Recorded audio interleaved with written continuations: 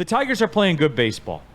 And they won again, and I don't care that they beat the White Sox. I don't care that they beat the Angels with Johnny Cueto running Shout out. out Johnny Cueto. I couldn't believe what I'm like. No way, he's still in the majors. Shout out, man.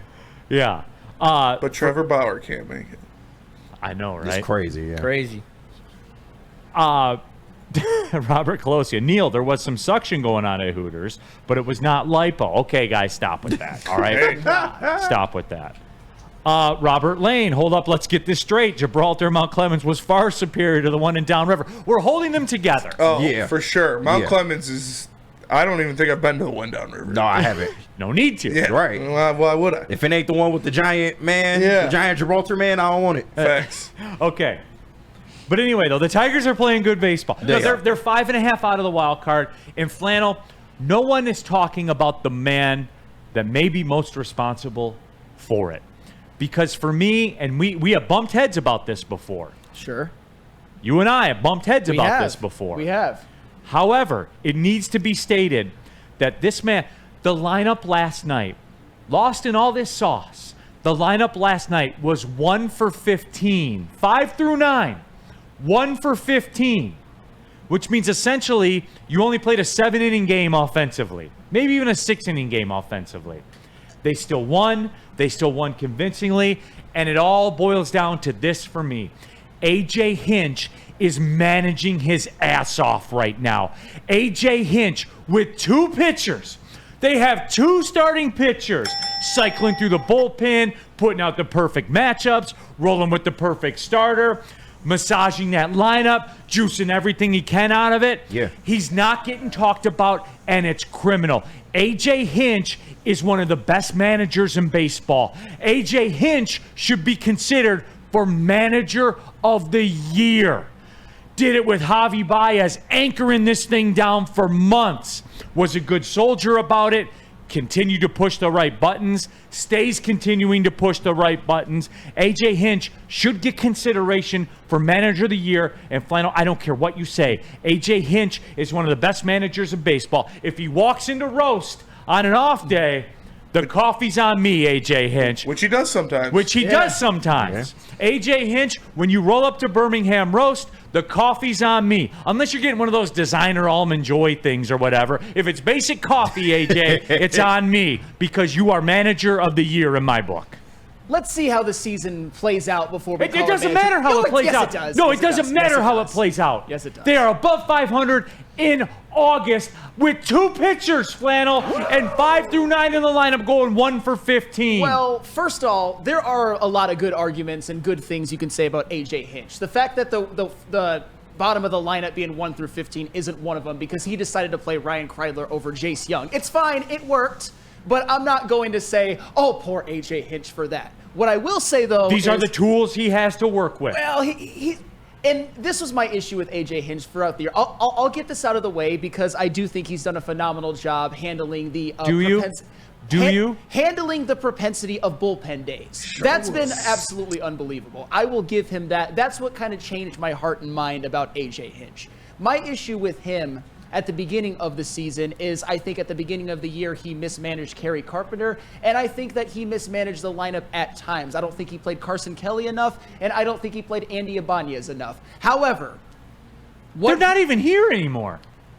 But at the time, Jake Rogers had more at-bats than Carson Kelly did. And if Carson Kelly's not going to catch, he needed to be DH at times. Shout out to him. He had himself a good year. And Andy Ibanez is still here, by the way. And that was at that time. What changed my heart and mind is how well that he has managed the bullpen days, because that was a hell of a task.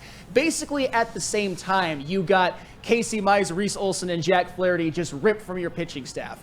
For all intents and purposes, at about the exact same time, and they've been able to handle it. They've been able to not only handle it, but play the best baseball that they have all season. And I'll give A.J. Hinch that. That's a very tough thing to do. When you have to roll out 5-6 pitchers, when you have a starter that's going an inning and 2/3, and then have multiple ones go an inning, 2 innings, that's a lot to handle. That's where your job is a lot harder, because when you send Skubal out there, a lot of times, and I'm not saying a manager's job is easy, but you can send Skubal out there and basically take a nap for 6 innings.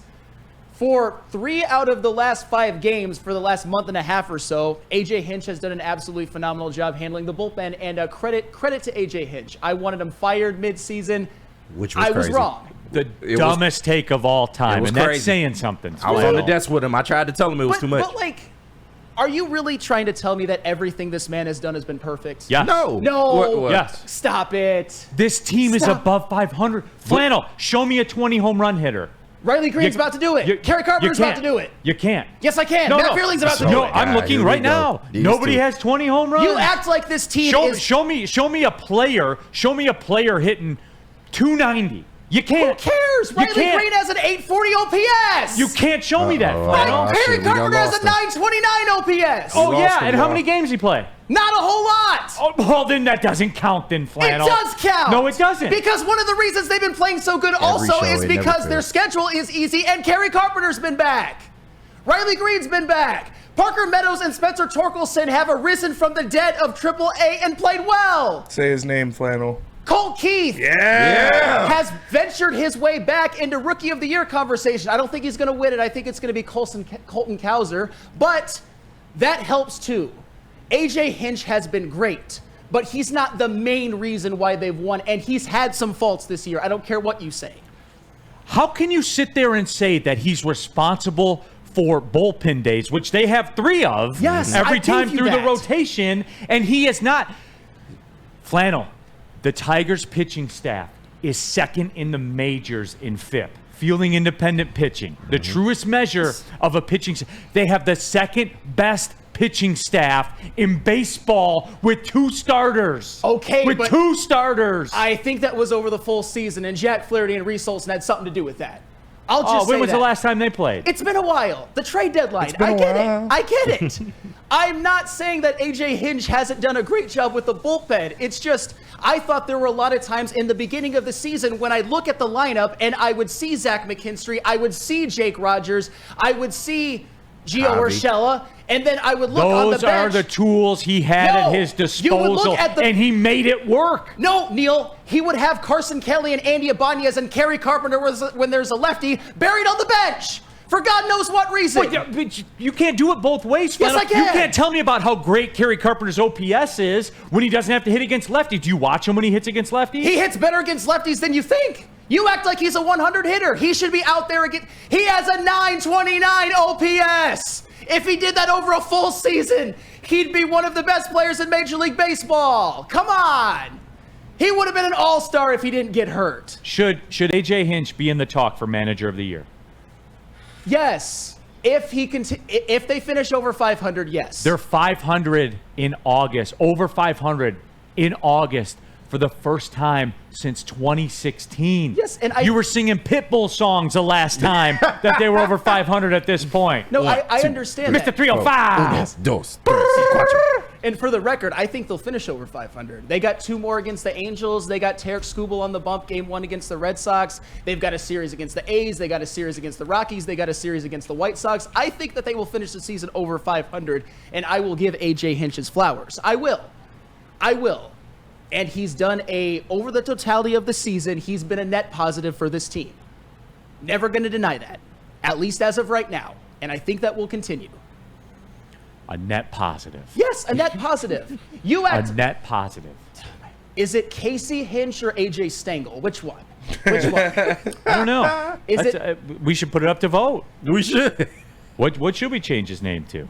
Is it Sparky Hinch or AJ Anderson? Which one? If we're going Could be Tiger both. level. He's not. He's Could be both.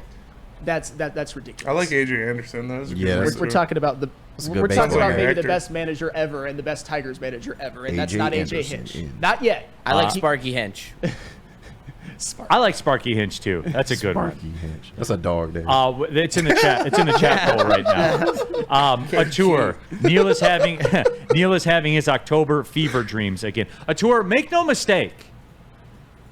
There are multiple camps here that I am in, and when Best team in the league. When this all shakes out, and they fall a couple games short, which ultimately I believe that they will. Probably what's going to happen. Yeah. Ultimately, I believe that they will. Then we will have that day of reckoning. And out of nowhere in October, it's going to be like a Wednesday. and I'm going to say I need to take a segment and talk about this. And you know where the fury's going. Yep. You know where it is. I do. Because at that point, and I would even argue now at this point, unequivocally, Definitely at this point, that you were one move short of being in the playoffs. That's little Chris. One move short of being in the playoffs. Little Chris. 100% knocking fair. over them Matt garbage Chapman cans. probably would have put us in the playoffs. He's got 21 home runs already. He's not as good as Riley Green, but you could have had both. Yes. That's the point. You could have had both. You could have had, like, yeah. 100%. Is it fair to say right now it's been fair to say that this team is one move away from being in the playoffs? 1,000%. They might make it anyway. It's a long shot, but your point is with Matt Chapman, you could have Matt Chapman and Matt Vierling and Colt Keith and Riley Green and Kerry Carpenter and Tarek Skubal and Tyler Holt. And it wasn't going to cost you some ridiculous amount of money or some long-term. Yeah. And it wasn't like you didn't know. Tarek Skubal was the betting favorite to win the Cy Young. It's not like this was a surprise.